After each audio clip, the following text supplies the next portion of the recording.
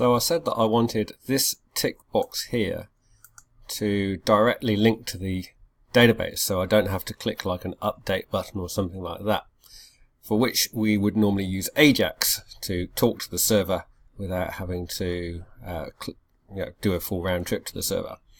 So I did that, and I'm going to show you how I did it. It was a bit of a fiddle, I won't lie about that, but maybe you'll learn from what I've done and be able to apply things. So things that I have changed here. Firstly, this line here, I changed pretty much nothing. The only thing I've done is I've added in this class equals checkbox, and I did that because I couldn't find another way to refer to that item. I'll show you what I mean by that in a second.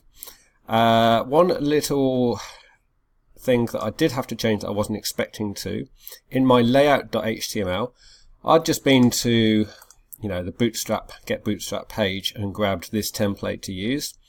And what I didn't realize is the jQuery here, this jQuery, firstly it's at the end of the page, which is a bit of a pain because it needed to run during the script. So I moved it to the head. And secondly, it's a slim version, which doesn't have the JSON things that I needed.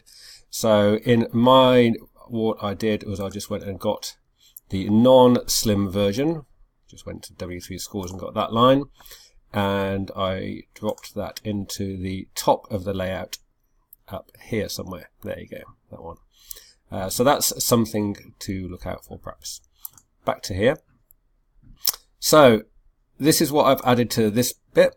This is the bit that when you click a checkbox, it gets the data and spits it off to the server. Talk about that in a second. And this is the bit on server side. So on the server, it gets the information that's been passed through, and then is pretty straightforward after that. It just updates the database. We've done that before. So let's just have a quick look at what's going on here. So this is the dot checkbox. This refers to this class here. So everything with a checkbox class is going to have this on-click jQuery event added to it. So when you click it, it runs the code here. Now in that code, I get the ID, which is coming from here, and I get whether it has been checked or not. So I use that same ID to refer back to the page. There's probably a more efficient way of doing this, but this worked for me. Right.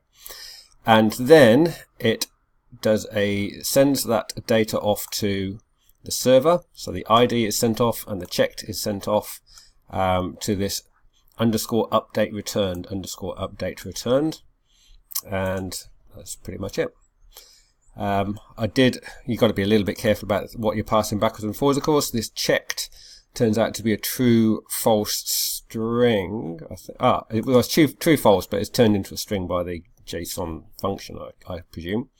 But being JavaScript, it's lowercase t true, and of course over here it needs to be uppercase T true. But in my database, I've decided to use Y and N. On reflection, if I just use lowercase t true and lowercase f false, then I could have just taken the value from there and put it straight into that table. And I think I'd do that next time. So yeah, it does work. And although it's quite a fiddle, it's the kind of thing that an excellent student would probably have a good go at and hopefully be able to get working. Just don't expect it to work first time and without a bunch of debugging, particularly around the JavaScript side of things. I didn't find this very fun at all.